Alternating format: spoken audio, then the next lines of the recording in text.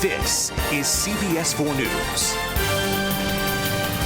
Now at 7, CBS 4 is tracking the tropics. Overnight storms slamming parts of South Florida and leaving behind several inches of rain.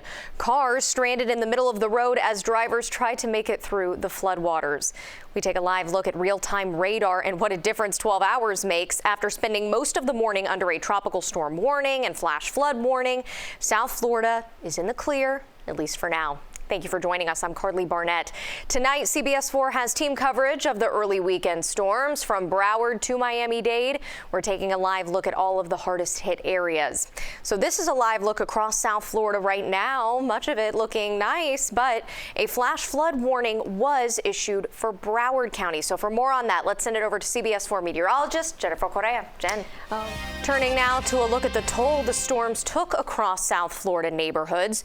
Chopper 4 over the scene of Pompano Beach, where the powerful wind caused a tree to crash into a home. CBS 4's Joan Murray picks up our team coverage from outside of the home with a look at the damage. Joan, good news here. Everyone was okay. Yeah, thankfully. CBS 4 News. Joan, thank you.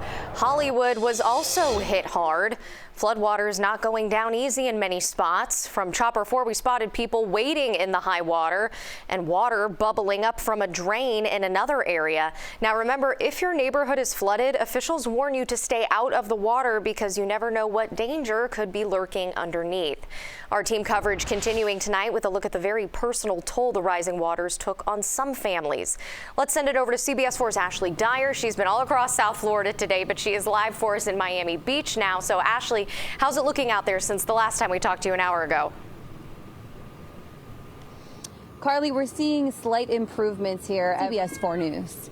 Hopefully it all gets cleaned up soon. Ashley, thank you. We have more team coverage. The overnight downpours also causing flooding troubles for some local businesses. CBS 4's Bobeth Yates joins us live from downtown Miami. And Bobeth, you saw some damage at different bars in the area, also at Camilla's house. Yes, Camilla's house was one of those that was hardest hit. Coverage takes us to Southwest Miami-Dade now. That's where residents are demanding action from local officials over flooding that has not started to go down yet. CBS 4's Trish Christakis joins us now. Trish, you spoke to a homeowner.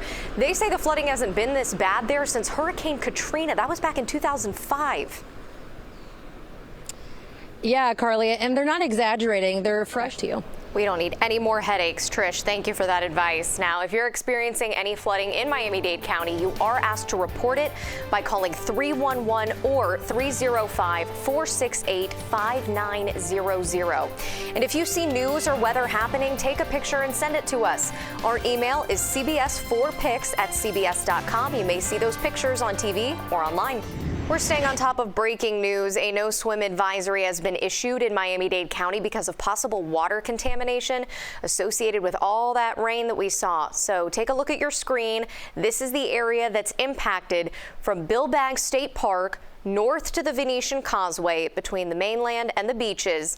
Miami-Dade County says its central wastewater treatment plant is dealing with a wastewater overflow, and that can mix with floodwaters and make it into our bigger waterways.